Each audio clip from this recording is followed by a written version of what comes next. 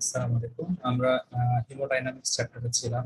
তো অ্যাকচুয়ালি আমাদের ইনফ্লামেশন চ্যাপ্টারের সাথে আমরা হিলিং চ্যাপ্টারটা অ্যাড করেছিলাম। তো হিলিংটা আমরা ওই দিন শেষ করতে পারিনি দেখে হিমোডাইনামিক্স এর প্রথম ভিডিওতে আমরা হিলিংটা বেশ কিছুটা নিয়ে এসেছিলাম, যার জন্য আমাদের হিমোডাইনামিক্সটা অ্যাকচুয়ালি একটা ক্লাস হলেও দুটো ভিডিওতে ভাগ করা হয়েছে, যেন আপনাদের দেখতে সুবিধা হয়, প্লাস আমারও হয়তো একটু সুবিধার জন্য আমরা এটা করেছি। তো যাই হোক, হেমোডাইনামিক্স এর প্রথম ভিডিওতে ক্লাস করতে এই প্রথম ভিডিওতে আমরা এডিমা থেকে থ্রম্বোসিস এর আগ পর্যন্ত পড়েছিলাম, এবং হিলিং চ্যাপ্টারের যেটুকু অংশ আমাদের বাকি ছিল, ইনফ্লামেশনের সাথে পড়ার কথা ছিল, সেটুকু অংশ পড়ছিলাম। তো আজকে আমরা হেমোডাইনামিক্স এর বাকি অংশটুকু এই ভিডিওতে শেষ করব। তো থ্রম্বোসিস থেকে আমরা তাহলে শুরু করি। থ্রম্বোসিসটা হচ্ছে হিমোডাইনামিক্স চ্যাপ্টারের সবচেয়ে ইম্পর্টেন্ট টপিক, সুতরাং এটা আমাদেরকে খুব ভালো মতো করতে হবে। সো প্রথমেই এখানে হচ্ছে একটু দেখেন, আহ, আমি হচ্ছে অ্যাজ ইউজুয়াল আপনাদের বলছি যে হালকা গোলাপি দিয়ে যেগুলো ডট দেওয়া বা দাগানো, এগুলো হচ্ছে পরীক্ষার আগের দিনের জন্য সবচেয়ে বেশি ইম্পর্টেন্ট। তো এখানে জাস্ট আমি আপনাদেরকে একটু দেখাই দিচ্ছি যে কিভাবে কি কি দাগাইতে হবে, যেগুলো বোঝাই দিচ্ছি। Puts the formation of clotted mass of blood in non-interrupted cardiovascular system is called thrombus. ঠিক আছে, এবং থ্রম্বাস ইজ অলওয়েজ সলিড। এটা এম্বোলাইজ কিন্তু সবসময় সলিড নাও হতে পারে, গ্যাসিয়াস হতে পারে, লিকুইড হতে পারে, কিন্তু থ্রম্বাস কিন্তু always solid. Components of thrombus আপনাকে অবশ্যই জানতে হবে, এখান থেকে কোশ্চেন আসতে পারে। Pathogenesis of venous thrombus. আচ্ছা, ভেনাস থ্রম্বাসের প্যাথোজেনেসিস এর মধ্যে একটা ট্রায়াড আমরা চিন্তা করি, যেটাকে আমরা বলে থাকি ভার্কোস ট্রায়াড। ভার্কোস ট্রায়াডের মধ্যে তিনটা জিনিস থাকে, একটা হচ্ছে এন্ডোথেলিয়াল ইনজুরি, একটা হচ্ছে organisation of the normal blood flow, এবং ব্লাড হাইপারকোয়াগুলেশন। এটা কিন্তু একদম ইনফিনিটি স্ট্রাকচার। সো এন্ডোথেলিয়াল ইনজুরিটা হচ্ছে মোস্ট ডমিনেন্ট ইনফ্লুয়েন্স। এছাড়া নর্মাল ব্লাড ফ্লো অল্টারেশন যেমন টার্বুলেন্স আর স্ট্যাসিস এটা হতে পারে, এবং তৃতীয়ত ব্লাড হাইপার কোয়াগুলেবিলিটি বা হাইপার কোয়াগুলেবল স্টেট, যেগুলো হচ্ছে প্যাথোজেনেসিস অফ থ্রম্বস। সাইট কি কি হতে পারে? আর্টেরিয়াল হতে পারে, ভেনাস হতে পারে, এবং চেম্বার অফ দ্য হার্ট হতে পারে। আচ্ছা, তো এখানে তিনটা যে আমরা ইনফ্লুয়েন্স বলেছি, তিনটা ইনফ্লুয়েন্স অ্যাকচুয়ালি এখানে আহ, হ্যাঁ, এখানে তিনটা যে আমাদের ইনফ্লুয়েন্স বা ভার্কোস ট্রায়াড, সেটা সম্পর্কে একটু ব্যাখ্যা আছে প্রত্যেকটা। এন্ডোথেলিয়াল ইনজুরি কোন কোন ক্ষেত্রে অ্যাকচুয়ালি গুরুত্বপূর্ণ ভূমিকা রাখে? একটা হচ্ছে হার্টের থ্রম্বোস, আর একটা হচ্ছে আর্টেরিয়াল থ্রম্বোস। এই দুটোতে এন্ডোথেলিয়াল ইনজুরি একটা গুরুত্বপূর্ণ ভূমিকা রাখে in case of thrombosis formation. So এদের মধ্যে ডিলিউটেড এপিথেলিয়াম এটা একটা ইস্যু, অর্থাৎ এপিথেলিয়াম যখন উঠে যায়, exposure of extracellular matrix platelet tissue factor, সেই ক্ষেত্রে কিন্তু ক্লটিং অ্যাক্টিভেটেড থাকে, কিন্তু আমরা জানি। এবং এখানে যখন এক্সট্রাসেলুলার ম্যাট্রিক্স এক্সপোজড হয়ে যায়, তখন কিন্তু এই জায়গায় এসে বন রিলেভেন্ট ফ্যাক্টর লাগে, এবং তার সাথে কিন্তু প্লাটেলেট গুলো এসে বাইন্ড করতে থাকে। সো আলটিমেটলি এখান থেকে কিন্তু একটা থ্রম্বাস ফর্মেশনের সূচনা হয়। তো এখানে যেটা বলছে, যেমন উদাহরণ কিছু দিচ্ছে যে ulcerated plaques in atherosclerotic arteries most common cause, এটা একটু জানতে হবে। এবং thrombosis in the coronary artery is the commonest example of this, এটা একটুখানি জানতে হবে। অন্যান্য যে উদাহরণগুলো আছে সবগুলো আপনাকে জানতে হবে। ভেজিটেশন সময় ড্যামেজ এন্ডোকার্ডিয়াম বা আপনার পালসের উপরে, মুরাদ থ্রম্বাস ফর্ম বা damage endocardium on cardiac chambers, ঠিক আছে, ভাস্কুলাইটিস, ট্রমাটিক ইনজুরি, এই সবগুলো কিন্তু ডিলিমিটেড এন্ডোথেলিয়াম জন্য দায়ী। সো ভিজিটেশন শব্দটা মূলত ভালভের সাথে রিলেটেড, আর মুরাদ থ্রম্বাস শব্দটা কিন্তু কার্ডিয়াক চেম্বারের সাথে রিলেটেড। আচ্ছা, তারপর আমরা আসি ডিসফাংশনাল এন্ডোথেলিয়াম। ডিসফাংশনাল এন্ডোথেলিয়াম ধরুন যেমন এটা হচ্ছে মূলত প্লাটেলেট অ্যাডহেশন করতে পারে, টিস্যু ফ্যাক্টর এরকম হচ্ছে রিলিজ করতে পারে। So এগুলো হচ্ছে dysfunctional endothelium. Anti thrombotic factors বা থ্রম্বোমোডুলেট, এই জিনিসগুলো লেস সিনথেসিস হতে পারে, যার জন্য থ্রম্বাস বেশি ফর্মেশন হতে পারে। এছাড়া হিমোডাইনামিক স্ট্রেসেস অফ হাইপারটেনশন, এটাও কিন্তু এন্ডোথেলিয়াম ডিসফাংশনের একটা কারণ। আচ্ছা, এরপর হতে পারে subtle influences like cigarette smoking, hyper cholesterolemia, homocysteinemia, ঠিক আছে, রেডিয়েশন ইনজুরি, এরা সবাই কিন্তু এন্ডোথেলিয়াল ইনজুরির জন্য দায়ী। আচ্ছা, এরপর আমরা আসি alteration of normal blood flow, এটা কিভাবে আমাদের থ্রম্বাস করে থাকে। তাহলে এতক্ষণ কিন্তু আমরা পড়লাম যে এন্ডোথেলিয়াল ইনজুরি কিভাবে থ্রম্বাস করে থাকে, ভার্কোস ট্রায়াডের প্রথম অংশ। এরপরে হচ্ছে alteration of normal blood flow কিভাবে থ্রম্বাস করে থাকে, দ্যাট ইজ ভার্কোস ট্রায়াডের দ্বিতীয় অংশ। এটা দুইভাবে হতে পারে, একটা হচ্ছে স্ট্যাসিস আর একটা হচ্ছে টার্বুলেন্স। স্ট্যাসিসটা হচ্ছে মূলত আপনার ভেনাস থ্রম্বোসিসের জন্য বেশি ইম্পর্টেন্ট, আর টার্বুলেন্সটা মূলত আর্টারিয়াল এবং কার্ডিয়াক থ্রম্বোসিসের জন্য বেশি ইম্পর্টেন্ট। আচ্ছা, এক্সাম্পল কি? যেমন ফ্লেবোথ্রম্বোসিস, বল থ্রম্বাস, বল স্পেশাল কিছু থ্রম্বাসের নাম আমরা কিন্তু করতেছি, যেমন নিউরাল থ্রম্বাস করলাম আগে, যেটা কার্ডিয়াক চেম্বার হয়। ভিজিটেশন থ্রম্বাস করলাম, যেটা হচ্ছে আমাদের কার্ডিয়াক ভালভে হয়। সেরকম বল থ্রম্বাসটা কিন্তু লেফট অ্যাট্রিয়ামে হয় in mitral stenosis, particularly with atrial fibrillation with stasis. Mitral stenosis যখন স্ট্যাসিস হয়ে যায়, লেফট অ্যাট্রিয়াম ব্লাডটা যখন লেফট ভেন্ট্রিকুলে প্রবেশ করতে পারে না, তখন কিন্তু এখানে বল থ্রম্বাস ফর্মেশন হয়। এছাড়াও থ্রম্বোসিস ইন অ্যানিউরিজম হতে পারে, পলিসাইথেমিয়ার জন্য অ্যানিউরিজম যেটা হয়, সিকল সেল অ্যানিমিয়ার জন্য অ্যানিউরিজম হয়। এরা সবাই কিন্তু alteration of normal blood flow, মূলত টার্বুলেন্সের জন্য, কিছু কিছু ক্ষেত্রে স্ট্রেসের জন্য কিন্তু হতে পারে। আচ্ছা, তো এটা আসলে আপনার স্ট্যাটিসটা হচ্ছে মূলত ভাস্কুলার ভেইন এবং টার্বুলেন্সটা হচ্ছে মূলত আর্টেরিয়াল এবং কার্ডিয়াক থ্রম্বোসিস। সো এরপরে আমরা আসি স্ট্যাটিস এন্ড টার্বুলেন্স নিয়ে, এখানে আরো কিছু বলা আছে, যেমন টার্বুলেন্সের মধ্যে যেমন disrupt laminar flow and break platelets in the contact to endothelium. অর্থাৎ এখানে ল্যামিনার ফ্লো বলতে একটা সমান্তরাল স্রোত। এই সমান্তরাল স্রোত থাকলে কিন্তু আসলে প্লাটেট গুলো এন্ডোথেলিয়ামের কাছে আসে না বা মাঝখান দিয়ে প্রবাহিত হয়। কিন্তু টার্বুলেন্স যখন হয়, স্রোতের সৃষ্টি যখন হয়, তখন কিন্তু ওয়ালের গায়ে প্লাটেলেট গুলো অ্যাডিশন হওয়ার সুযোগ পায়। এছাড়া prevent dilution of activated clotting factors like fresh flowing blood এবং retard the inflow of clotting factor inhibitors. এটা হচ্ছে স্ট্যাসিসের মাধ্যমে কিভাবে আমাদের থ্রম্বোসিস হচ্ছে সেই জিনিসটা। আচ্ছা, এবার আমরা আসি 3 নম্বর যেটা, সেটা হচ্ছে hyper coagulability. 3 number factor of লার্কোস্ট্রাইড, hyper coagulability, also called thrombophilia. এটা প্রাইমারি হতে পারে, সেকেন্ডারি হতে পারে। সো হাইপার কোয়াগুলেবল স্টেট কি কি আছে, এই চারটা একদম ইনফিনিটি স্টার একটা টপিক, এবং কজেস অফ ডিভিটি বলতে আমরা কিন্তু এই চারটা বলে থাকি। সো এর মধ্যে প্রাইমারি ফ্যাক্টর হচ্ছে এই পাশের গুলো, সেকেন্ডারি ফ্যাক্টর হচ্ছে এই পাশের গুলো, যারা ডিভিটি করে বা হাইপার কোয়াগুলেবল স্টেট করে থাকে। সো প্রাইমারি ফ্যাক্টর গুলো জাস্ট একটুখানি আপনারা দেখবেন যে ফ্যাক্টর 5 লেডেন আছে, তারপর হচ্ছে প্রথমিন মিউটেশন, তারপর হচ্ছে increase level of factors, prothrombin 3 deficiency যারা হচ্ছে অ্যাকচুয়ালি অ্যান্টিকোয়াগুলেন্ট হিসেবে কাজ করে, protein C deficiency, protein S deficiency, fibrinolysis defect, এগুলো হচ্ছে প্রাইমারি। সেকেন্ডারিটা হচ্ছে বেশি important, secondary hypercoagulable states. High risk for thrombosis এবং লো রিস্ক ফর থ্রম্বোসিস, এটাও কিন্তু আমাদের এভাবে করতে হবে। হাই রিস্ক অফ থ্রম্বোসিস হচ্ছে আপনার এভাবে মনে করেন ক্যাট ম্যাপ পিএইচডি করছে, ঠিক আছে, সি দিয়ে হচ্ছে আপনার ক্যান্সার, ডি দিয়ে হচ্ছে অ্যান্ট্রিয়া ফিব্রিলেশন, টি দিয়ে হচ্ছে tissue injury, surgery, fracture, burn, trauma, এগুলো। এম দিয়ে হচ্ছে আপনার মাইক্রোডাল ইনফ্রাকশন, এ দিয়ে হচ্ছে অ্যান্টিফসফোলিপিড অ্যান্টিবডি সিনড্রোম, পি দিয়ে হচ্ছে prolong bed rest or immobilisation, PhD P দিয়ে হচ্ছে প্রোস্থেটিক কার্ডিয়াক ভালভস, হচ্ছে ডিসেমিনেটেড ইন্টারভাস্কুলার কোয়াগুলেশন, তারপর হচ্ছে এই। সো এটা হচ্ছে হাই রিস্ক অফ থ্রম্বোসিস, এটা মনে রাখা একটু tough. Lower risk of thrombosis মনে রাখাটা ইজি, সি সোহান, ঠিক আছে, সি সোহান এরকম একটা বিষয়। তো সি দিয়ে হচ্ছে কার্ডিও মায়োপ্যাথি, এস দিয়ে হচ্ছে আমাদের সিকেল সেল অ্যানিমিয়া, স্মোকিং।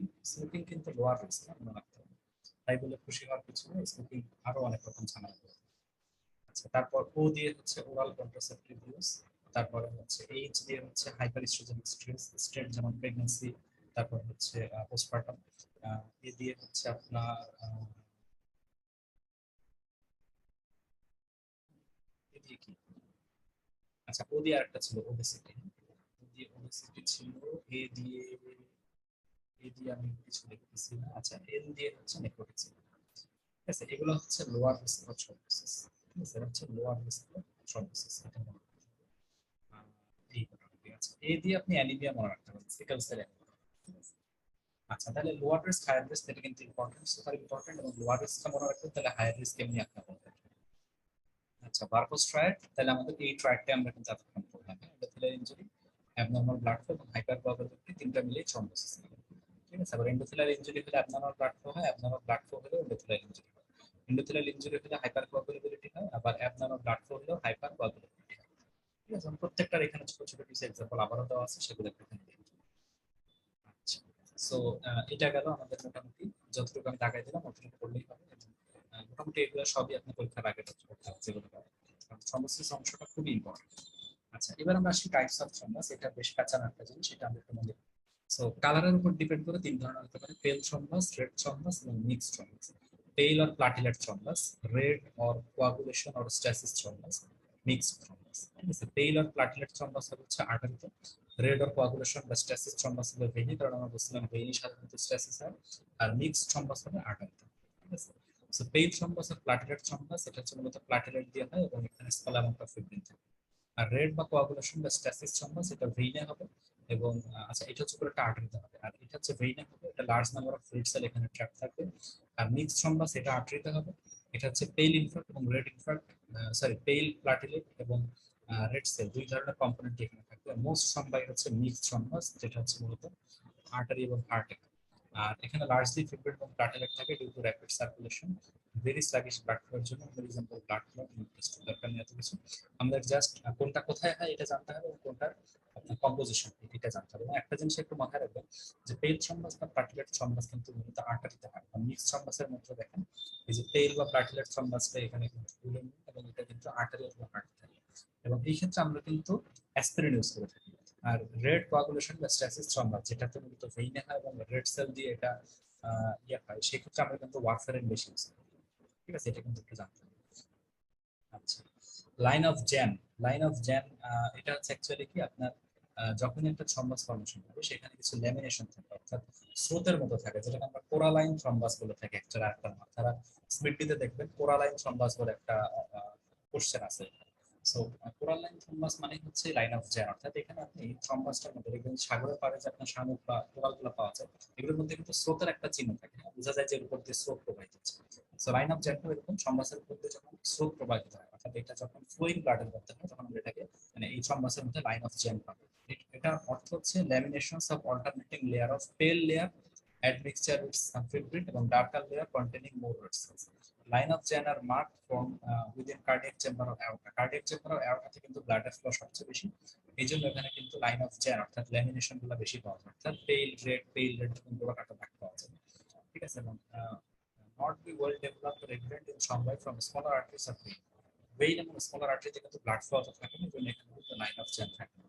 আর মোর ইম্পর্টেন্টলি পোস্টপার্টাম ক্লট বা পোস্টপার্টাম যখন একটা থ্রম্বাস ফর্মেশন হয়, তখন কিন্তু এটা স্ট্যাসিস ব্লাডে হয়, এটা কিন্তু ফ্লোয়িং ব্লাডে হয়। সেই জন্য কিন্তু লাইন অফ জ্যাম সবসময় জীবিত অবস্থায় পাওয়া যাবে, মৃত অবস্থায় যদি ক্লট হয় সেক্ষেত্রে কিন্তু পাওয়া যাবে। আচ্ছা, এরপর আমরা আসি অক্লুসিভ থ্রম্বাস এবং মুরাল থ্রম্বাস। অক্লুসিভ থ্রম্বাসটা হচ্ছে আর্টারি এবং ভেইনে, মুরাল থ্রম্বাসটা হচ্ছে chamber of the artery, chamber of heart অথবা অ্যাওর্টা, এই দুই জায়গায়।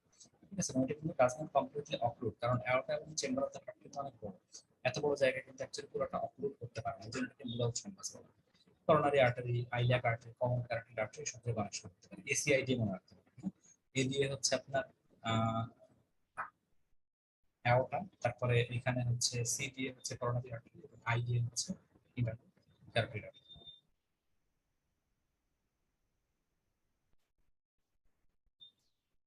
তাহলে আমাদের এসিআই দিয়ে এটা আমরা মনে রাখবো। ঠিক আছে, অ্যাওটা বা অ্যাট্রিয়াল চেম্বার বা হার্টের চেম্বার, সি দিয়ে হচ্ছে করোনারি আর্টারি বা কমন ক্যারোটিড আর্টারি, আই দিয়ে হচ্ছে আইলিয়াক আর্টারি। এই হচ্ছে আপনার মোটামুটি মুরাল থ্রম্বাসের সাইট, এসিআই দিয়ে মনে রাখবেন। আর অক্লুসিভ থ্রম্বাসের সাইট হচ্ছে অন্যান্য আর্টারি বা ভেইন। ঠিক আছে, তাহলে কোনটার সাইট কি, প্রত্যেকটার সাইট কিন্তু আপনাকে জানতে হবে, এগুলো কিন্তু অত্যন্ত ইম্পর্টেন্ট। লাইন অফ জ্যানো কোথায় হয় এটা আপনাকে জানতে হবে। আচ্ছা, এবার আমরা আসি থ্রম্বাস ইন আর্টারিস। ঠিক আছে, থ্রম্বাস ইন আর্টারিস এর কিছু এক্সাম্পল আমরা করব। থ্রম্বাস ইন আর্টারি কিন্তু মূলত টার্বুলেন্সের মাধ্যমে হয়, এটা মনে রাখতে হবে। এক্সাম্পল কি, থ্রম্বাস অন আলসারেটেড আথেরোমাটাস প্লাক, এবং এটা কিন্তু অক্লুসিভ থ্রম্বাস হিসেবে সাধারণত হয়।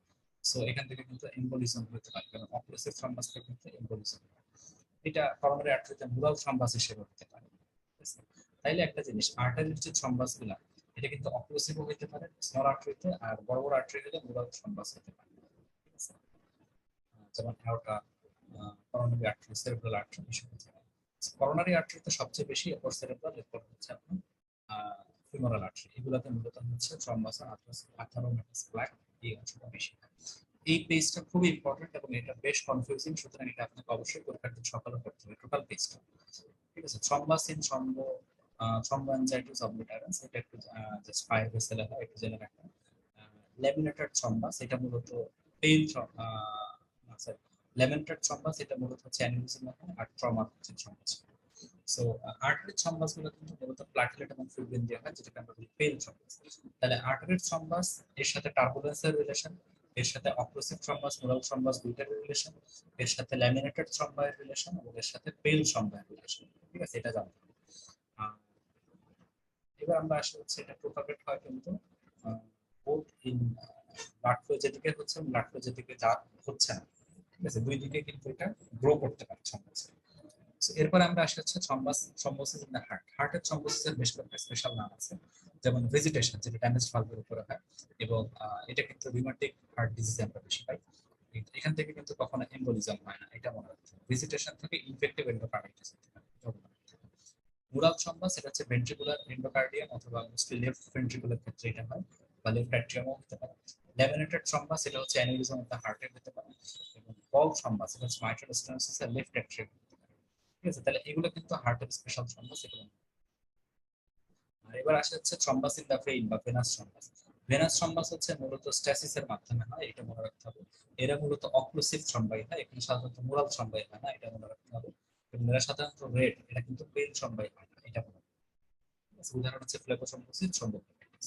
তাহলে এখান থেকে প্রত্যেকটা থ্রম্বাস অর্থাৎ আর্টারি, ভেনাস এবং আর্টার থ্রম্বাস কোনটা কোথায় হচ্ছে, কি নামে হচ্ছে, কি কারণে হচ্ছে, কি ধরনের থ্রম্বাস, অক্লুসিভ না মুরাল নাকি রেড নাকি পেল, এগুলো সবগুলো আপনাকে জানতে হবে, কারণ এখান থেকে এমসিকিউ দিতে পারে। এছাড়া আপনাকে উদাহরণ তো অবশ্যই জানতে হবে।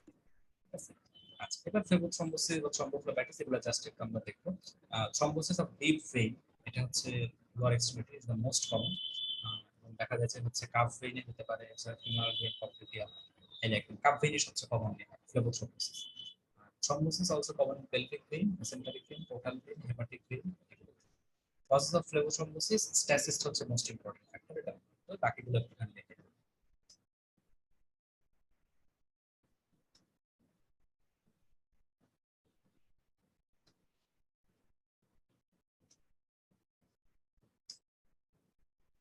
সো আমরা পরেরটায় আসি, পরের পেজে। এখানে থ্রম্বোফ্লেবাইটিস সম্পর্কে বলছে, inflammation of the endothelial cell যখন হয় থ্রম্বোসের সাথে, তখন এটাকে বলা হয় থ্রম্বোফ্লেবাইটিস। ব্যাকটেরিয়াল ইনফ্লামেশন হতে পারে, আবার স্টেরয়েড ইনফ্লামেশন। ব্যাকটেরিয়াল যেমন অ্যাপেন্ডিকুলার পেইন হতে পারে, অ্যাপেন্ডিসাইটিস, ইনফেক্টেড হেমোরয়েডস হতে পারে, তারপর পাইমিয়াতে হতে পারে, টোটাল পাইমিয়া। স্টেরয়েড ইনফ্লামেশন যেমন হচ্ছে ডিরেক্ট ট্রমা বা আয়োনাইজিং রেডিয়েশন যদি হয়, সেক্ষেত্রে থ্রম্বোফ্লেবাইটিস হবে উইদাউট ইনফেকশন। আচ্ছা, সো এখানে ফ্লেবোথ্রম্বোসিস থ্রম্বোফ্লেবাইটিসের পার্থক্য বলছে, একটু দেখে নেবেন। ফ্লেবোথ্রম্বোসিসে কোনো ইনফ্লামেশন থাকে না, থ্রম্বোফ্লেবাইটিসে থাকে।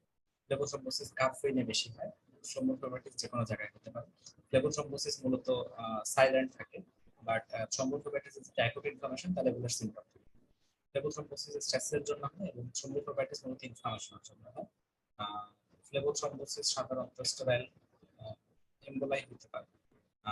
থ্রম্বোফ্লেবাইটিস থেকে সাধারণত রেয়ার এম্বোলিজম হতে পারে, যেটা পায়। আচ্ছা, এবার আমরা আসি difference between clot and thrombus. ক্লটটা হচ্ছে সাধারণত ফিব্রিনের একটা ম্যাস, ঠিক আছে, এখানে কিন্তু কোনো প্লাটিলেট থাকে না, এটা কিন্তু ক্লট। আর থ্রম্বাস হচ্ছে এখানে আপনার mass of platelet and fibrin দুটোই থাকে, প্লাটিলেট স্ক্যাফোল্ড এখানে থাকে। ঠিক আছে? আচ্ছা, তো এখানে প্লট সাধারণত আপনার এনিমেলেও হতে পারে, আবার টেস্ট টিউবেও হতে পারে, ডেড বডিতেও হতে পারে, বাট থ্রম্বাস সাধারণত লিভিং বডিতে। ঠিক আছে, প্লট কিন্তু ডিটাচেবল, এটা কিন্তু সহজেই ছাড়াই চলে আসে, বাট থ্রম্বাস কিন্তু সাধারণত ফ্রাইবল, আপনি ছাড়াইতে চাইলে এটা ভেঙে ভেঙে যাবে, ফার্মলি অ্যাটাচ থাকে। ঠিক আছে। আচ্ছা, প্লটে লাইন অফ জেন থাকবে না, থ্রম্বাসে লাইন অফ জেন থাকবে। থ্রম্বাস ফ্লোয়িং ব্লাডে থাকে, প্লট হচ্ছে স্ট্যাটিক ব্লাডে। ফেট অফ থ্রম্বাস একটু পড়বেন, লাইসিস বা ডিসোলিউশন, প্রোপাগেশন হতে পারে। আচ্ছা, উইদিন 2 ডেজ এর মধ্যে লাইসিস হয়, প্রোপাগেশন হতে পারে। প্রোপাগেশন হচ্ছে মানে একটা বড় হতে পারে, অর্গানাইজেশন হতে পারে, অর্থাৎ এই জায়গায় ফাইব্রাস টিস্যু তৈরি হতে পারে। ফাইব্রাস টিস্যু থেকে পরবর্তীতে কিন্তু এই জায়গায় দেখা যায় হাইলিনাইজেশন, ক্যালসিফিকেশন, এগুলো অসিলেশন হতে পারে। এবার আমরা আসি এম্বোলাস ফর্মেশন, থ্রম্বাস থেকে কিন্তু এম্বোলাস ফর্মেশন। ব্ল্যান্ড আর ইনফেক্টিভ, এটা হচ্ছে emboli from thrombophlebitis. Infected or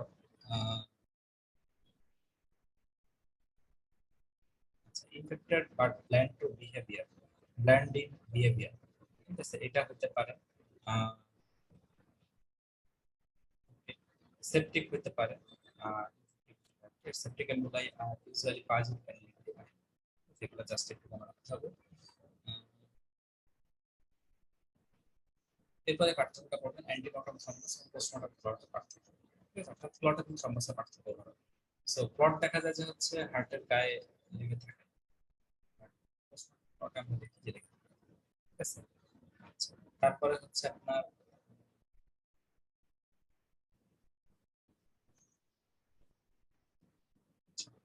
এরপরে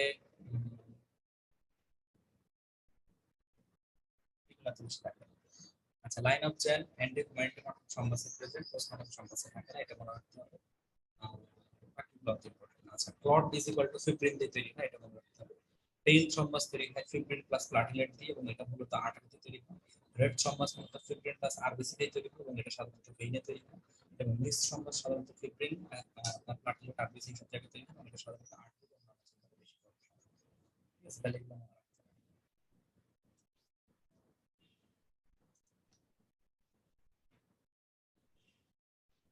আচ্ছা, মরফোলজি অফ থ্রম্বাই, এটা এনি ফায়ার, এটা হতে পারে আর্টেরিয়াল এবং cardiac thrombi arising at the site of endothelial injury or turbulence. এরকম হতে পারে। ভেনাস থ্রম্বোসিস সিস্টাসের জন্য হবে focally attach the granular muscular tissue প্রপাগেটেড।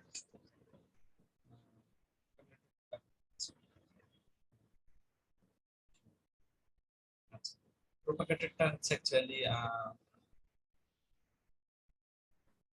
Towards the heart. Artery thrombus হচ্ছে দেখা যায় যে হচ্ছে retrograde direction from point attach, সবসময় টুয়ার্ডস দ্য হার্ট প্রপাগেট করে থ্রম্বাস। এটা অর্থাৎ ভেইনের ক্ষেত্রে টুয়ার্ডস দ্য ফ্লো, আর্টারির ক্ষেত্রে এগেইনস্ট দ্য ফ্লো, আর্টারিটা হার্ট থেকে বাইরের দিকে ব্লাড আসে, আর থ্রম্বাসটা সবসময় হার্টের দিকে যায়, সেটা ভেইনে হোক আর্টারিতে হোক। অর্থাৎ ভেইনের ক্ষেত্রে আপনার ব্লাড ফ্লো এর ডিরেকশন অনুযায়ী হবে, আর্টারির ক্ষেত্রে ব্লাড ফ্লো ডিরেকশন অপোজিট হবে। ঠিক আছে।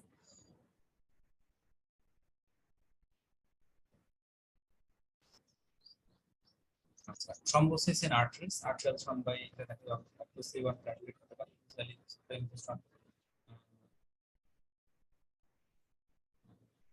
সুপারইম্পোজড অন হচ্ছে আপনার রাপচার।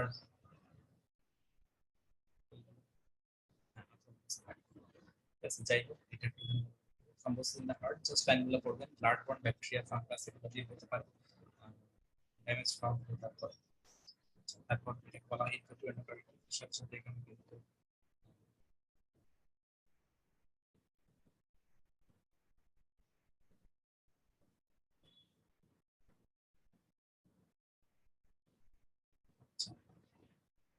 যাই হোক, তো এখানে আমাদের ব্লাড বর্ন ব্যাকটেরিয়া বা ফাঙ্গাস, এগুলো হচ্ছে মূলত আমাদের ইনফেক্টিভ এন্ডোকার্ডিটিস, এক ধরনের vegetation, sterile vegetation,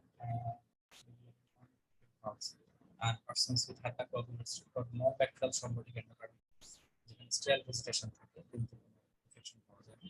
Sterile verrucous endocarditis, যেটা হচ্ছে Liebmann Sachs endocarditis, and occurs in SLE. Thrombus of the heart valves are vegetations.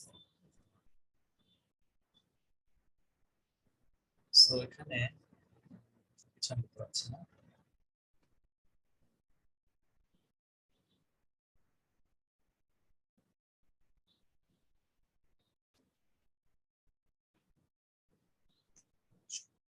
সবগুলো জিনিস আমরা কভার করতে পারি।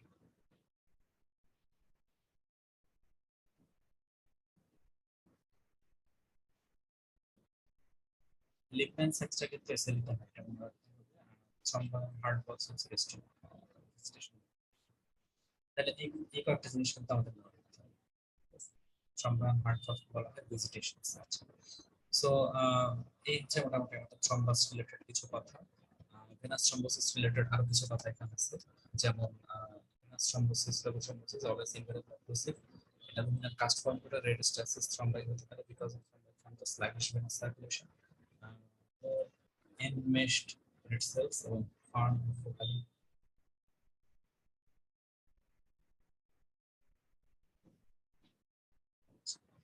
সো এই হচ্ছে মোটামুটি ভেনাস থ্রম্বোসিস। এবার হচ্ছে লোকেশন, কোথায় কোথায় হয় একটু দেখে নিন, সেটাই।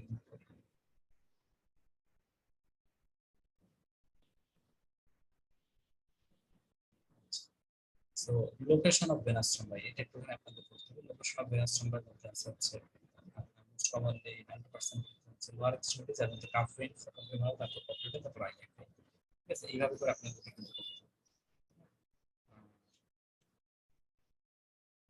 লেবু থ্রম্বোসিস, এটা হচ্ছে মূলত অ্যাভিস from saphenous vein and give sitting to venous varicosity. ঠিক আছে, তাহলে ভেনাস বক্র যদি ঠিক মতো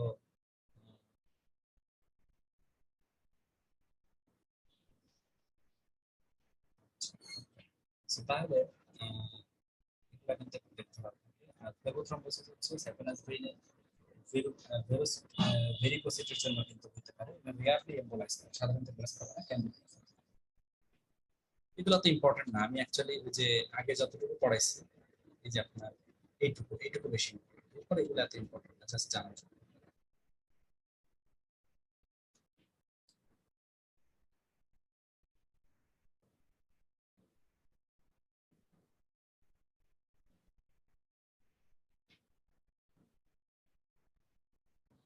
এইসব জায়গায় বেশি কিছু পাওয়া যায় না। ক্লিনিক্যাল এফেক্টস অফ থ্রম্বাস এটা পড়তে হবে, ওভারঅল কমপ্লিকেশন কি হতে পারে ভেনাস থ্রম্বাস বা থ্রম্বোপ্লাস্টিক ক্ষেত্রে এটা পড়তে হবে। প্রচারটা আছে effects of thrombus remains attach যদি থাকে সেক্ষেত্রে লাইসিস হতে পারে, ডিফিউশন হতে পারে, প্রোগ্রেশন হতে পারে, অর্গানাইজেশন মধ্যে অনেক কিছু বলে। আচ্ছা আর এদিকে হচ্ছে আপনার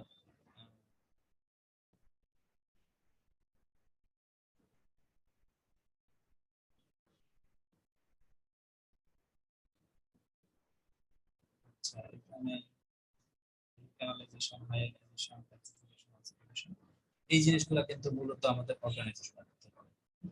এই চ্যাপ্টারটা আসলে বেশ কঠিন এবং এই জন্য আমার কিন্তু নিজের একটুখানি পড়ে পড়ে বলা লাগতেছে আপনাদের। অ্যাটাচড হচ্ছে তিন ভাগে ভাগ হয়, সেটা হচ্ছে লাইসিস, প্রোপাগেশন, অর্গানাইজেশন। প্রোপাগেশন মানে এটা নির্দিষ্ট দিকে যেতে পারে, আর অর্গানাইজেশন মানে এখানে আবার ক্যানালাইজ হতে পারে, হাইলিনাইজ মানে প্রোটিন ডিপোজিট হতে পারে, ক্যালসিফিকেশন মানে অক্সিডেশন হতে পারে। আচ্ছা আর যদি ডিটাচড হয়ে যায় সেক্ষেত্রে এম্বোলাইজেশন হয়ে এটা বিভিন্ন জায়গায় ছড়াতে পারে, স্টেরয়েড এম্বোলাই হিসেবে অথবা সেপ্টিক এম্বোলাই হিসেবে ছড়াতে পারে। তাহলে এখান থেকে কিন্তু ক্লিনিক্যাল ইফেক্টস অফ থ্রম্বাস এবং ফেটস অফ থ্রম্বাস এগুলো করতে হবে। আচ্ছা এবার আমরা আর্টারিয়াল থ্রম্বাস এবং ভেনাস থ্রম্বাসের পার্থক্য করব। আর্টারিয়াল থ্রম্বাস হচ্ছে মূলত এই, ভেনাস থ্রম্বাস হচ্ছে রেড, কারণ এখানে প্লাকেট থাকে, এখানে আর্টারিস থাকে। ন্যাচার হচ্ছে frequently occlusive, in case of arterial এবং ভেনাস হচ্ছে almost invariably occlusive. Attached, firmly attached to vessels এবং এটা হচ্ছে লুজ, ঠিক আছে। আচ্ছা site coronary cerebral arterial thrombus, আর ভেনাস থ্রম্বাসের হচ্ছে লোয়ার ভেন, পোর্টাল, হেপাটিক এই জিনিসগুলো বেশি। আচ্ছা ডিরেকশন আর্টারিয়াল থ্রম্বাসের ক্ষেত্রে এটা রেট্রোগ্রেড ডিরেকশনে যায়, অর্থাৎ হার্টের দিকে যায়, ভেনাস থ্রম্বাসের ক্ষেত্রে অ্যান্ট্রোগ্রেড, অর্থাৎ দুটি হার্টের দিকে যায়। এটা মানে থ্রম্বাসটা বাড়তে বাড়তে হার্টের দিকে যায়। তাহলে আর্টারিতে অপোজিট দিকে, মানে হার্টের তো হার্ট থেকে ব্লাড বেরোচ্ছে, তারা তার অপোজিটে যাবে, আর ভেনাস তো হার্টের দিকেই বাড়ছে, তাহলে তার সাথে যেতে পারে। ঠিক আছে।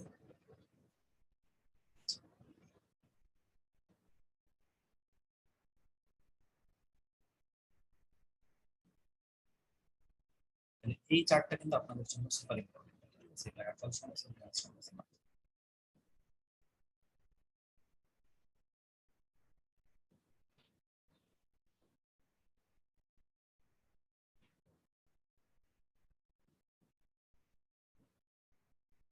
তাহলে এই জিনিসটা কিন্তু আপনাদের জন্য অবশ্যই খুব important।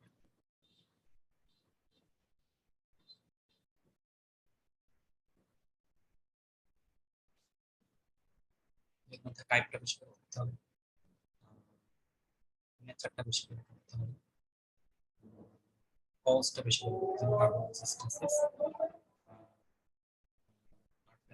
টার্বুলেন্স, ভেনাস সিস্টেসিস, সাইডটা করতে হবে কোথায় হয় মূলত, ডিরেকশনটা করতে হবে।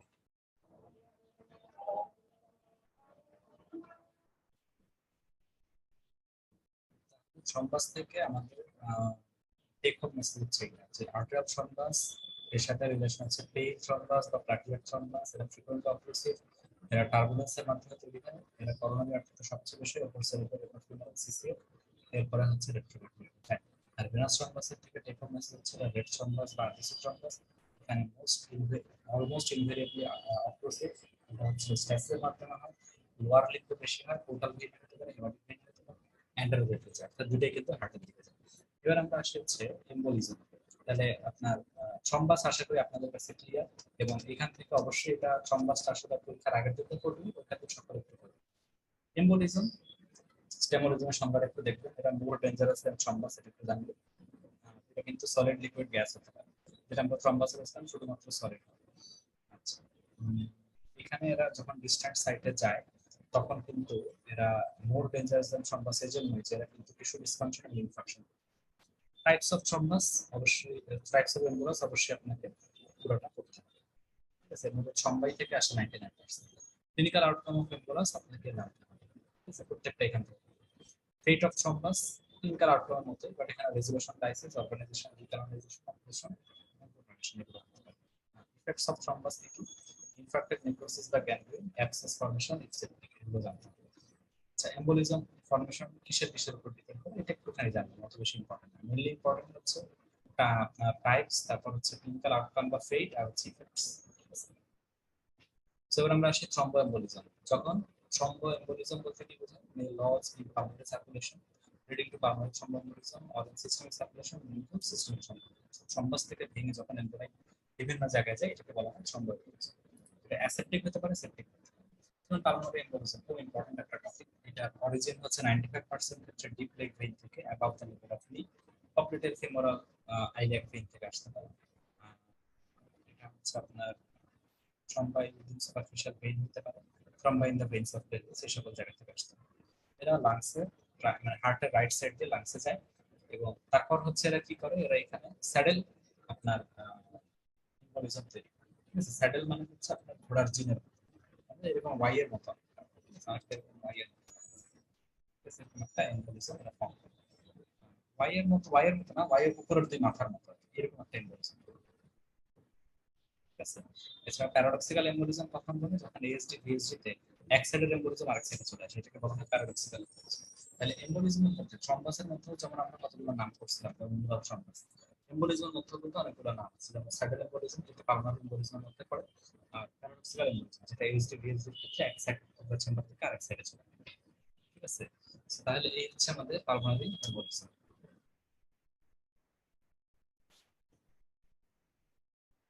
সেখানে আমরা দেখি আরো কি কি বলছে, এম্বলিজম অনেকগুলো ব্যাখ্যা করা আছে। ক্লিনিক্যাল ফিচার একটু বলছে 60 to 80% কিন্তু সাইলেন্ট, এবং পালমোনারি এম্বলিজম ডায়াগনোসিস করতে গেলে আপনাকে সন্দেহ প্রবণ হতে হবে, এছাড়া আপনি ডায়াগনোসিস করতে পারেন। সন্দেহ করতে হবে যে হ্যাঁ এটা pulmonary embolism. Fate of pulmonary embolism এখানে ফিব্রিনোলাইসিস এর বদলে ঠিক হয়ে যাবে, অর্গানাইজেশন এখানে ঝামেলা হবে না। আচ্ছা, factors responsible for pulmonary embolism একটু করে নেবেন। এগুলো আপনি ইম্পর্টেন্ট আসলে, ভিতরে জাস্ট বেসিক অংশটুকু বেশি। সাপোর্টিভ থ্রম্বোফ্লেবাইটিস, এটা লাং অ্যাবসেস এখানে পাওয়া যেতে পারে। এরপর আমরা আসি সিস্টেমিক এমবোলিজম, এটা সাধারণত মুরাল থ্রম্বাই থেকে আসে 80%, যেমন MI, rheumatic heart disease, arterial fibrillation. এই ক্ষেত্রে একটা থ্রম্বাস হওয়ার সময় যে থ্রম্বাসটা ছুটে গিয়ে এমবোলিজম হিসেবে আর্টিক কনজেশন হতে পারে, থ্রম্বাই হতে পারে, স্ক্লেরোটিক প্লাক হতে পারে, valvular vegetation, paradoxical emboli 10 to 20% unknown. Site of infection lower extremity এটা বেশি হয়, সিস্টেমিক এমবোলিজম। তার সাথে ব্রেইনে হতে পারে, কিডনি, ব্রেইন, স্প্লিন, আপার এক্সট্রিমিটি।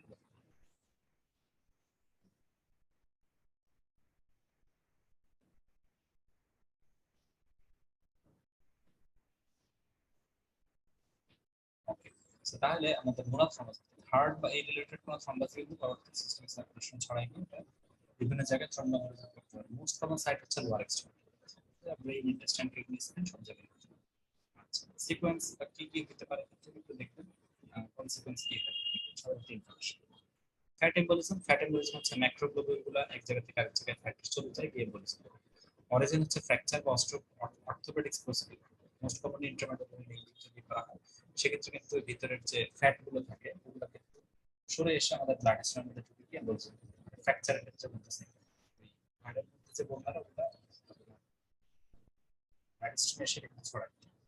আচ্ছা, লস কোথায় কোথায় হয়, লাংয়ে হলে এআরডিএস বলে আমরা দেখি, ব্রেইনে হলে স্ট্রোক বলি, আর কিডনিও হতে পারে, কিডনি থেকে সাধারণত কেটে যায়।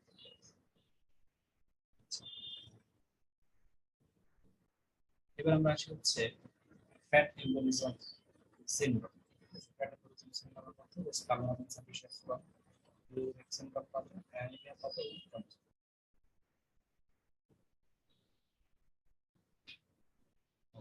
তারপর হচ্ছে মেজর ক্রাইটেরিয়া, মাইনর ক্রাইটেরিয়া অত বেশি দরকার নেই, জাস্ট ফিচার হিসেবে আপনার করে রাখতে পারেন। তাহলে ফ্যাটি এম্বোলিজম অত ইম্পর্টেন্ট না, জাস্ট অরিজিনটাই বেশি ইম্পর্টেন্ট, কোথায় কোথায় লস হচ্ছে এবং ফ্যাটি এম্বোলিজম সিম্পটম জাস্ট একটু।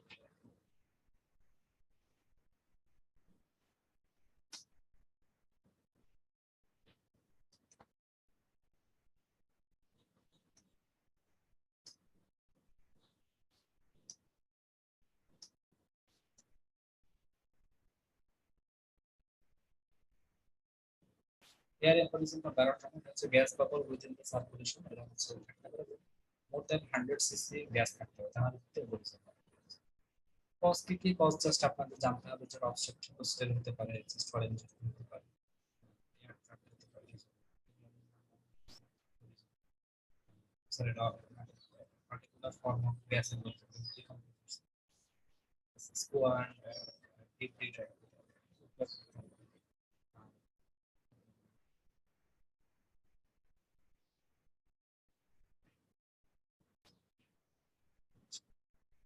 সেখান থেকে আর তেমন কিছু না।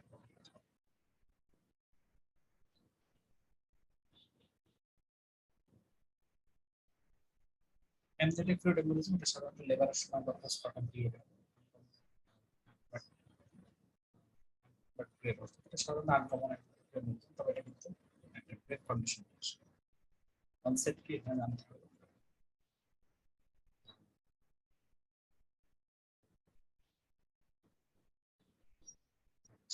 ফাইন।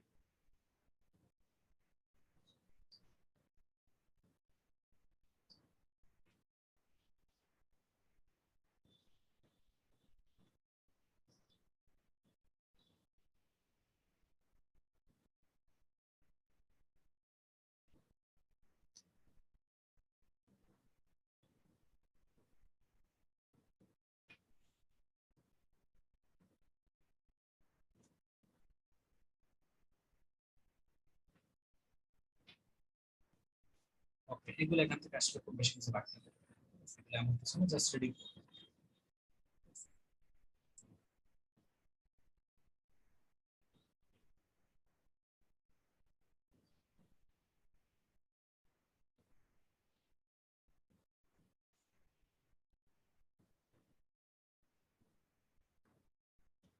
তাহলে এখান থেকে কিন্তু আমি পুরোটাই পড়লাম, এমন আহামরি ইম্পর্টেন্ট আর কিছু না। ঠিক আছে, সেখান থেকে আর দাগানোর কিছু দরকার নেই। এরপরে আমরা আসি এখানে কি বলছে, স্মল এম্বোলাই কিন্তু অ্যাসিম্পটোমেটিক বা সাইলেন্ট থেকে যেতে পারে, ইভেন প্রায় ফিব্রোনাইটিক সিস্টেম বা রিপোর্ট থেকে ঘটে এটা অবস্থা। হেমোলাইসিস করতে হয় যেটা খুব বেশি হয়, আর স্মল ইনফেকশন করতে হয় with compromised pleural circulation can produce symptoms. হেমোলাইসিসের এখানে মধ্যে স্মল ইনফেকশন হবে। মিডিয়াম সাইজড এম্বোলাই যদি হয় তাহলে লার্জ, মিডিয়াম সাইজ যদি হয় তাহলে 10 থেকে 15%, সেক্ষেত্রে সাধারণত দেখা যায় লাংস সাইজ ব্লাড সাপ্লাই, সেক্ষেত্রে কিন্তু এরকম দরকার obstruction of the heart valve, obstruction of the branches of pulmonary artery usually do not cause infection.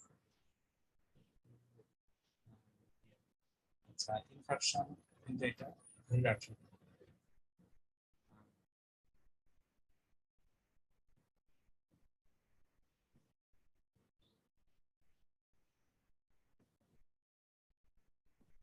R massive বা লার্জ সাইজ এম্বোলাই যদি হয় সেক্ষেত্রে আমরা সাধারণত bifurcation of pulmonary artery, saddle embolism,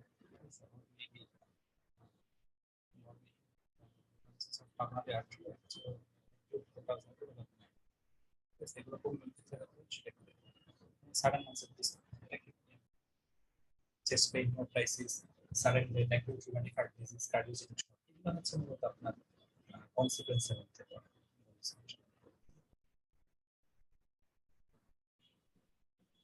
multiple microsurgery থেকে কিন্তু আমাদের হাইপারটেনশন থাকবে, হাইপারটেনশন, সেপটিক এম্বোলিজম যদি থাকে সেক্ষেত্রে কিন্তু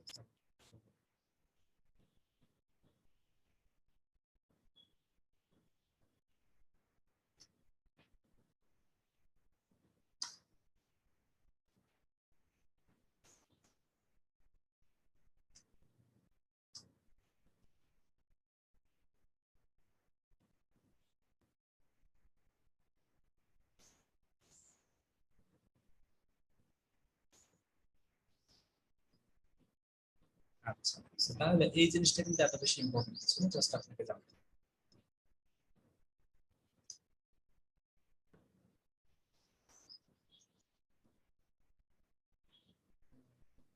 আচ্ছা, ফ্যাট এম্বোলিজমের origin, fractures, close fracture produce more emboli than open fracture, means long bone pelvis, rib, proximal emboli, sternum pelvis, multiple fractures more।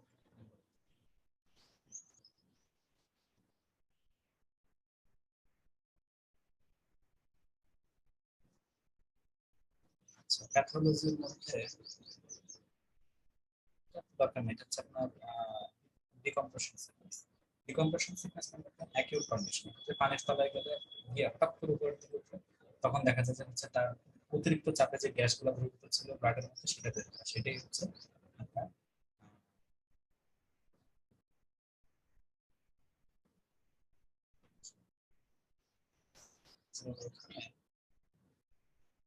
হেজন disease হচ্ছে chronic form of decomposition, chronically যখন পেশেন্টের সমস্যা হয়।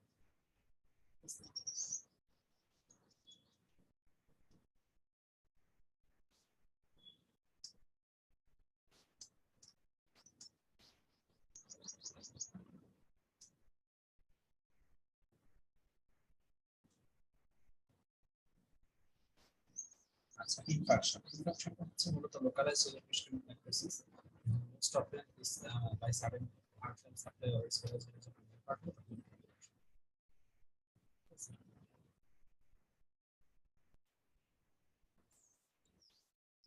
থ্রম্বাসটা সবচেয়ে ইম্পর্টেন্ট, এম্বোলাসটা মোটামুটি ইম্পর্টেন্ট, এবং যতটুকু আমি দেখাই দিচ্ছি স্পেশালি থ্রম্বাস থেকে যেভাবে আমি এই জিনিসগুলো একটু ক্লিয়ার ভাবে দেখাই দিচ্ছি, আশা করি আপনাদের এখানে বুঝতে পারবেন। ইনফ্রাকশনটা দেখেন, এটা হচ্ছে লোকালাইজড ইসকেমিক নেক্রোসিস। এটা অ্যাকচুয়ালি নেক্রোসিস আমরা প্রথম চ্যাপ্টারে যে পড়ছিলাম এটারই কিন্তু একটা পার্ট হচ্ছে infarction. Most often by sudden operation of artery supply or respiratory, এটা হচ্ছে infraction.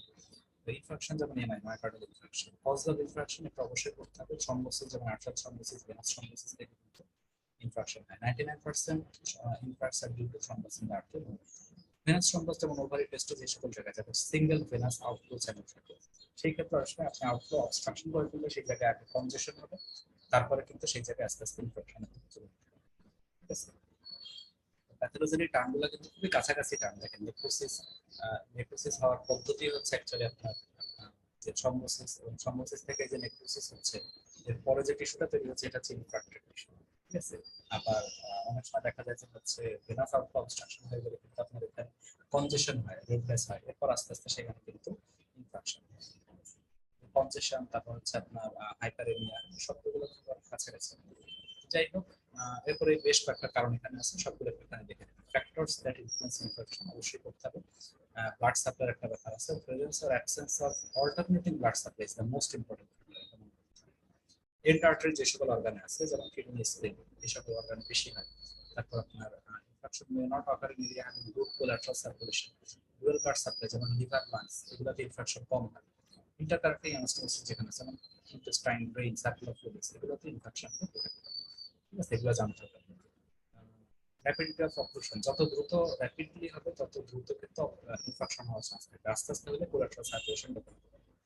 Vulnerability of tissue to hypoxia, যেমন মাইকার্ডিয়াল টিস্যু হচ্ছে 20 থেকে 30 মিনিট, ঠিক আছে, আর নিউরন হচ্ছে 3 থেকে 4 মিনিটেই মরে যাবে। সুতরাং কতটুকু সময় ধরে আপনি অক্সিজেন সাপ্লাই বন্ধ রাখছেন এটা কিন্তু যে এখানে ইনফেকশন হবে কি জেনারেল স্ট্যাটাসের উপর ডিপেন্ড করে যে পেশেন্ট কতটুকু সুস্থ বা অসুস্থ।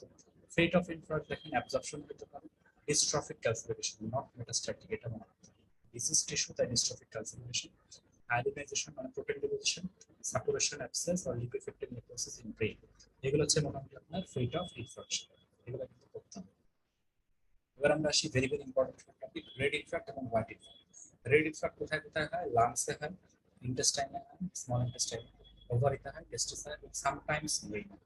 এরা কোথায় কোথায় হবে? সাধারণত ভেনাস অপারেশন, অর্থাৎ ভেইন অপারেশন হয়ে গেছে, সেখানে আপনার আর্টারি সাপ্লাই ঠিকই আসতেছে, আস্তে আস্তে একসময় মানে জ্যাব লেগে দিয়ে আর্টারি সাপ্লাই আসা বন্ধ হয়ে গিয়ে তখন অক্সিজেন আসা বন্ধ হয়ে যায়, তখন ইনফেকশন। তো প্রথমত ব্লাড আসতেছে, তো প্রথমে যখন ব্লাড আসবে তখন এখানে কিন্তু একটা রেডনেস ডেভেলপ করে, যেটাকে আমরা বলি থাকি কনজেশন। কনজেশন থেকে যে ইনফেকশন হয় সেটা হচ্ছে রেড ইনফেকশন। ঠিক আছে, এখানে তাহলে ভেনাস অপারেশনের জন্য হবে যেমন testicular torsion, ocular torsion, boost tissue যে জায়গায় সেখানে, যেমন লাংস, ঠিক আছে, ডুয়াল সার্কুলেশন যেখানে আছে যেমন লাংস, স্মল ইন্টেস্টাইন হিসেবে। তারপর আপনার প্রিভিয়াসলি কনজেস্টেড, এই কনজেস্টেড টিস্যুর ক্ষেত্রে কিন্তু মূলত রেড ইনফেকশন। এবং যখন আপনি ফ্লো রিএস্টাবলিশ করবেন তখন কিন্তু অনেক সময় দেখা যায় যে এখানে নেক্রোসিসটা অ্যাক্টিভেট করতে পারে। এগুলো কিন্তু আমাদের জানতে হবে।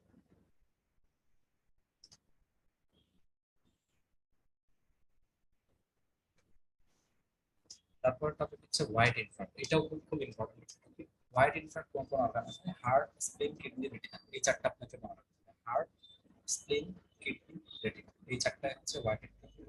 এই চারটাই বেশিরভাগ মনে রাখার চেষ্টা করবেন, কারণ রেড ইনফ্রাক্ট এমনি আপনাদের মনে থাকবে।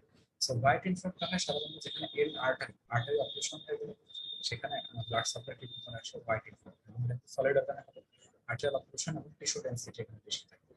Most infarcts replaced by scar tissue, some টিস্যুতে রিজেনারেশন হয়, ব্রেনের ক্ষেত্রে লিকুইফেক্টিভ নেক্রোসিস হয়, এগুলো জানতে হবে। আচ্ছা, শক শক থেকে কিন্তু মানে আমি যখন পরীক্ষা দিয়েছিলাম গতবার আগেরটা, সেবার কিন্তু এখানে বেশ কোশ্চেন আসছিল, শক থেকে মানে দুটো কোশ্চেন আসছিল। সো শকের কয়েকটা এখানে আপনার কারণ বলা আছে, এগুলো জানতে হবে। এছাড়া শকের ফিচারের মধ্যে কয়েকটা, যেমন hypotension, tachycardia, construction, vasopressin burden, increase movement of ICF in capillaries, এগুলো হবে, এগুলো কিন্তু জানতে হবে। ক্লাসিফিকেশন অফ শক এক এক বইতে একরকম আছে, দেখবেন বেলি ল্যাবে আপনার 5টা ক্লাসিফিকেশন আছে, ডেভিডসনে কিন্তু আবার একটু অন্যভাবে ক্লাসিফিকেশন করা আছে। তো যাই হোক, এখানে আমরা যেটাই পড়ি এখানে তো অতভাবে ক্লাসিফিকেশন লাগবে না, জাস্ট আমাদের জানতে হবে। সো প্রাইমারিলি কিন্তু নিউরোজেনিক মেকানিজম হতে পারে, যেমন ভেসোভেগালশন, ফিয়ার, অ্যাংজাইটি। সেকেন্ডারিলি এখানে ব্যাস অফ প্যাথোলজিও লিখতে পারে আপনার কার্ডিওজেনিক শক, হাইপোভোলেমিক শক এবং সেপ্টিক শক। ইটিওলজিক্যালি ট্রমাটিক, হেমোরেজিক, ব্রেইন শক, কার্ডিওজেনিক, সার্জিক্যাল, এন্ডোটক্সিক, আদার্সের মধ্যে নিউরোজেনিক, অ্যানাফিলিপ্টিক। ঠিক আছে, আমার কাছে মনে হয়েছে যে এই ক্লাসিফিকেশনটা বেশ ভালো। কার্ডিওজেনিক, হাইপোভোলেমিক, সেপ্টিক, আরো মনে হয় আছে না, সো এটা মোটামুটি আমার কাছে বেশ ভালো ক্লাসিফিকেশন মনে হচ্ছে। কার্ডিওজেনিক শক যেখানে হার্টের কারণ থাকে, ঠিক আছে। হাইপোভলিমিক শক যেখানে হচ্ছে আপনার ব্লাড ভলিউম কমে গিয়ে হচ্ছে, ফ্লুইড ভলিউম কমে, ঠিক আছে, এগুলো দেখতে হবে। আর সেপটিক শকের মধ্যে বেশ কয়েকটা টাইপস আছে, যেমন হচ্ছে আপনার গ্রাম ব্যাকটেরিয়ার জন্য এনটক্সিন শক, গ্রাম পজিটিভ ব্যাকটেরিয়ার জন্য বা সুপার অ্যান্টিজেনের জন্য শক, ঠিক আছে, এগুলো কিন্তু একটা ভালো ক্লাসিফিকেশন। এই কিছু ক্লাসিফিকেশন আসলে আমার কাছে কোনো বইতেই কমপ্লিট মনে হয়, সব বইতেই কিছু না কিছু বেশি আছে, কম বেশি আছে। যাই হোক, আমাদের তো এমসিকিউ বা এসবিএ বেস, এখানে আমাদের অত ইন্টারেস্ট থাকবে না, আমরা জাস্ট এখানে জানবো যে আহ, কি কি টাইপের শক হতে পারে বা কোন কোন এক্সাম্পলের ক্ষেত্রে কোন শক হতো, যেমন এমআই হচ্ছে কার্ডিওজেনিক, এটা আপনাকে জানতে হবে, ঠিক আছে, এর বেশি ডিটেলস আপনার এখানে কিন্তু লাগবে।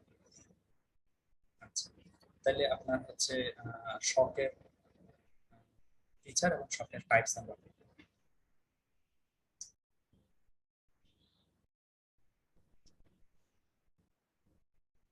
আচ্ছা, তার আগে আমরা একটুখানি ইনফেকশনের মধ্যে দু একটা জিনিস আমাদের বাদ পড়ে গেছিল, সেটা একটা আমরা বলি। Causes of infection most common হচ্ছে আর্টেরিয়াল থ্রম্বোসিস, এটা মনে রাখতে হবে, বাকিগুলো একটুখানি দেখবেন। কজ অফ ইনফেকশন কি কি আছে? Venous thrombus can cause infection, more common outcome is simply congestion, congestion পরবর্তীতে রেড ইনফেকশন হতে পারে।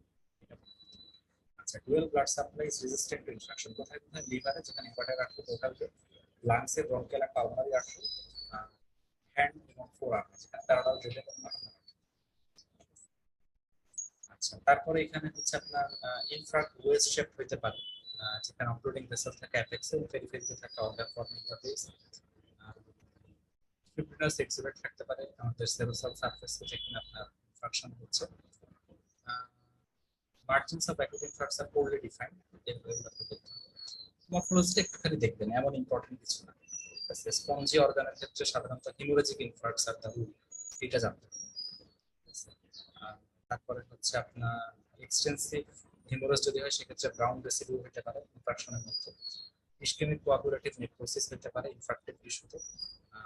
ব্রেইনের ক্ষেত্রে কিন্তু আমরা বলছিলাম লিউকোফেক্টিভ নেক্রোসিস বা এক্সেপশন, ঠিক আছে। সেপটিক ইনফ্রাক্ট গুলো সাধারণত দেখা যায় এরা অ্যাবসেসিভ ট্রান্সফর্ম হয়, এটা একটুখানি আপনাদের জানা। আচ্ছা, তো আমরা শখে ছিলাম, শখের ক্লাসিফিকেশন করছিলাম, এখন ডিটেলস একটুখানি যাবো। কার্ডিওজেনিক শক, কার্ডিওজেনিক শক কি কি কারণে হয় প্রত্যেকটা আপনারই করতে হবে। এর মধ্যে যে লাস্টের তিনটা আপনার acute massive pulmonary embolism, cardiac temporal tension pneumothorax, এগুলো কিন্তু obstructive shock, special type of cardiogenic shock, সেটা জানতে হবে। আচ্ছা, তারপরে হচ্ছে আপনার হাইপোভলিমিক শকের কজ কি কি আছে, এগুলো আপনাকে জানতে হবে। 25% অফ টোটাল ব্লাড যদি আছে, সেই ক্ষেত্রে মানুষ কিন্তু সেপ্টিক শক, সেপ্টিক শকের মধ্যে আপনার আহ, কারণগুলো জানতে হবে, যেমন এন্ডোক্সিন, টুরুসিন, গ্রাম নেগেটিভ ব্যাসিলি কারা কারা করতে পারে, গ্রাম পজিটিভ কারা কারা, মেনিঙ্গোকক্কাল সেপ্টিসেমিয়া, ফাঙ্গাল সেপসিস, এরা সবাই কিন্তু সেপ্টিক শক করতে পারে। Pathogenesis of septic shock, just এই একই কথাগুলো, সুপার অ্যান্টিজেনের কথাটা এখানে এক্সট্রা বলা আছে। সিকোয়েন্স অফ ইফেক্ট, এখানে মূলত লাইপোপলিস্যাকারাইড থেকে কিন্তু যে এন্ডোটক্সিন, এখান থেকে কিন্তু মূলত পেশেন্ট শকে চলে যায়, এগুলো আমাদের এত ডিটেলস লাগবে না, জাস্ট একটু জেনে রাখা। এই ফ্লোচার্টটা একটু করতে চাইলে করতে পারেন। মাইক্রোবায়াল প্রোডাক্ট থেকে কিভাবে সেপটিক শক হচ্ছে, এখানে ফ্যাক্টর 12 এর একটা মেকানিজম থাকে, কমপ্লিমেন্ট অ্যাক্টিভেশনের মেকানিজম থাকে, যেখানে টিএনএফ ইন্টারলিউকিন 1 এর কাজ থাকে। এখানে মাইক্রোভাস্কুলার থ্রম্বোসিস ডিআইসি হয়, ভেসোডাইলেশন হতে পারে, যেখানে ইনক্রিজ পারমিয়াবিলিটি হবে। তার সাথে সাথে কিন্তু এখানে সিস্টেমিক ইফেক্ট বিভিন্ন রকম থাকে। তো তাহলে microvascular thrombosis, vasodilation, increase permeability, decrease perfusion, সবকিছুই কিন্তু এখানে থাকে। সো জাস্ট কম্পোনেন্ট গুলো করবেন। এত ইম্পর্টেন্ট। স্টেজেস অফ শক, শকের স্টেজ কিন্তু তিনটা। একটা হচ্ছে আপনার প্রোগ্রেসিভ শক বা কম্পেনসেটেড শক, যেটা কম্পেনসেট হয়ে গেছে শক। এখানে আপনি ফিচারে খুব বেশি কিছু পাবেন, ঠিক আছে? হার্ট রেট একটু বেশি পাবেন, পেরিফেরাল কনস্ট্রাকশন হতে পারে, পিপি একটু বেশি পেতে পারেন, মানে নর্মাল টেনশন হয়ে যাবে, এত বেশি ইয়ে না, মাইকার্ডিয়াল কন্ট্রাক্টিলিটি একটু বেশি পাবেন, ঠিক আছে? এই টাইপের বিভিন্ন ফিচার থাকবে। এরপরে হবে প্রোগ্রেসিভ শক বা ডিকম্পেনসেটেড শক। এখানে হচ্ছে আপনার টিস্যু হাইপোপারফিউশন, হাইপোক্সিয়া, তারপর হচ্ছে আরবি গ্লাইকোলাইসিস, ল্যাকটিক অ্যাসিডোসিস পাবেন, তারপর ট্যাকিকার্ডিয়া পাবেন। মাইকার্ডিয়াল কন্ট্রাক্টিলিটি এখানে খুব একটা বেশি পাবেন না। ব্লাড ভেসেল অফ রেসপন্স এখানে পাবেন, বা ডাইলেটেশন পাবেন, ঠিক আছে? এই কোন জায়গায় কি পাবেন এগুলো ইম্পর্টেন্ট। আপনার অনেক সময় এরকম দিতে পারে যে নন প্রোগ্রেসিভে কি পাবেন, প্রোগ্রেসিভে কি পাবেন, ইরিভার্সিবল কি পাবেন। ইরিভার্সিবলের মধ্যে পাবেন হচ্ছে সেল আর টিস্যু ইনজুরি পাবেন, মাইকার্ডিয়াল কন্ট্রাকশন কমে যাবে, লাভার ইস্কেমিয়া হবে, অ্যাকিউট রেনাল শক পাবেন। ক্লিনিক্যাল ম্যানিফেস্টেশন অফ শক মূলত হচ্ছে সেগুলো আমরা সবাই জানি। তো এগুলো না পড়ে আমরা হচ্ছে মূলত তিনটে স্টেজে কোনটায় কি ফিচার পাওয়া যায়, এটা কিন্তু খুবই ইম্পর্টেন্ট, এটা মনে রাখবেন। আচ্ছা, এই চার্ট গুলো থেকে আমার মনে হয় এইবার প্রশ্ন আসছিল, এবার বলতে আমি যে পরীক্ষা দিচ্ছিলাম, মানে এবারের আগের বার। সো এইখানে প্রোগনোসিস অফ শক অত ইম্পর্টেন্ট না, cardiovascular and metabolic characteristic of shock এটা পড়তে হবে, ঠিক আছে? যেমন কার্ডিয়াক আউটপুট সবগুলাতেই কিন্তু লো থাকে, ডিস্ট্রিবিউটিভে হাই, যেমন আপনার সেপ্টিক শকে হাই থাকে। ভাস্কুলারিটি পড়তে হবে হচ্ছে এইভাবে, মানে কোনটায় মানে আপনার ব্যতিক্রম এটা পড়তে হবে, কারণ পরীক্ষা ওইভাবে করছে না। ভাস্কুলার রেজিস্ট্যান্স সবগুলাই বেশি থাকবে, ডিস্ট্রিবিউটিভ শুধু কম থাকবে। আচ্ছা, ভেনাস প্রেশার আপনার হাইপোভলিমিয়াতে কম থাকবে, ডিস্ট্রিবিউটিভ কম থাকবে, কারণ সব জায়গায় আপনার ডাইলেটেড আছে বা ব্লাড কম, সেই জন্য এখানে ভেনাস প্রেশার কম। কার্ডিওজেনিক অবস্ট্রাকটিভ কিন্তু প্রেশার বেশি থাকে। মিক্স ভেনাস স্যাচুরেশন দেখেন, পেজ ডেফিসিট হচ্ছে সবগুলাতেই বেশি থাকে, এটা মনে রাখতে হবে, ঠিক আছে? আর মিক্স ভেনাস স্যাচুরেশন আপনার ডিস্ট্রিবিউটিভে হাই থাকে, বাকিগুলোতে কম থাকে। এই চারটা কিন্তু ইনফিনিটি স্টার, এখান থেকে কিন্তু কোশ্চেন আসে। ক্লিনিক্যাল ফিচার্স অফ শক একটু দেখবেন, দেখেন ইউরিন আউটপুট কমে যায় হচ্ছে মডারেট শক থেকে, এইভাবে মনে রাখতে হবে জিনিসটা, ঠিক আছে? লেভেল অফ কনসিয়াসনেস কমে যায় হচ্ছে মডারেট, ঠিক আছে? আর রেসপিরেটরি রেট বেড়ে যায় কিন্তু মাইল্ড থেকে, পালস রেট বেড়ে যায় মাইল্ড থেকে, ব্লাড প্রেশার হাইপারটেনশন হয়ে যায় মডারেট। তাইলে রেসপিরেটরি রেট এবং পালস রেট হচ্ছে সবার আগে চেঞ্জ হয়, মাইল্ডে চেঞ্জ হয়, বাকিগুলো কিন্তু মডারেটে চেঞ্জ হয়। এগুলো কম্পেন্সের রেটে কিন্তু সবই মোটামুটি নর্মাল থাকে, শুধু পালস রেটটা একটু বেশি, ঠিক আছে? এগুলো মনে রাখতে হবে। যেভাবে বললাম এইভাবে মনে রাখতে হবে, কারণ পুরো চার্ট কিন্তু বুঝতে পারা সম্ভব না। আপনাকে কোথায় কোন চেঞ্জটা হচ্ছে সেটা মনে রাখতে হবে, এবং এখানে কোথায় কোনটা ব্যতিক্রম সেটা মনে রাখতে হবে। আচ্ছা, ডিস্ট্রিবিউটিভ শকের তিনটা ক্লাসিফিকেশন আছে, এটা একটু জানবেন: সেপ্টিক শক, অ্যানাফিলাক্টিক শক এবং স্পাইনাল কর্ড হ্যামারেজ। ক্যারেক্টারিস্টিক এখানে হাইপোটেনশন থাকে, ফোকাল রেজিস্ট্যান্স কম থাকে, এগুলো একটু জানবেন। coronary and cerebral vessels are less sensitive to sympathetic signal, এই লাইনটা একটু মনে করতে হবে। আহ, এই আচ্ছা, বিপি সাধারণত মেইনটেইন হয় আনটিল 30 to 40% আপনার ব্লাড লস হয়, সেই পর্যন্ত কিন্তু বিপি মেইনটেইন হবে, এটা মনে রাখবেন। আচ্ছা, কোশ্চেন তো আমি আপনাদের পাঠিয়ে দিব এই। সো তাহলে হিমোডাইনামিক্স চ্যাপ্টারটা আমরা কিন্তু শুধু হিমোডাইনামিক্স পোর্শনটাই করেছি। আহ, তার সাথে সাথে কিন্তু আমরা হিলিং চ্যাপ্টারটাকে ইনফরমেশনের সাথে নিয়েছি। আপনারা চেষ্টা করবেন একটু ইনফরমেশনের সাথে হিলিংটা আমি যতটুকু পড়াইছি দেখে দিতে, এবং তার সাথে সাথে হিমোডাইনামিক্স চ্যাপ্টারের মধ্যে কিন্তু আমি হিলিং দেখাইছি, এটা একটু আপনারা দেখে নেবেন। সেই জন্য অ্যাকচুয়ালি হিমোডাইনামিক্সের দুইটা ভিডিও করা হয়েছে। যাই হোক, তো আপনারা সব মিলে অ্যাকচুয়ালি ইনফরমেশন থেকে কন্টিনিউয়াসলি একবারে আপনার হিলিং, হিলিং থেকে কন্টিনিউয়াসলি আপনার হিমোডাইনামিক্স, হিমোডাইনামিক্স থেকে হিমোডাইনামিক্স সেকেন্ড ভিডিও কন্টিনিউয়াসলি একবারে দেখে নিয়ে দাগাই নিতে। আমি চাইছি এখান থেকে দাগাই দিতে, কারণ এখান থেকে কোশ্চেন রিসেন্টলি অত বেশি হয় না, খুব ক্লিয়ার কাট কোশ্চেন, সেজন্য জাস্ট দাগাই দিলাম, এবং যদি একটু বোঝানোর দরকার বুঝাইলাম। তারপরে কারো বুঝতে সমস্যা থাকলে কোনো জানাবেন। পরবর্তী ক্লাসে আপনাদের সাথে ইনশাআল্লাহ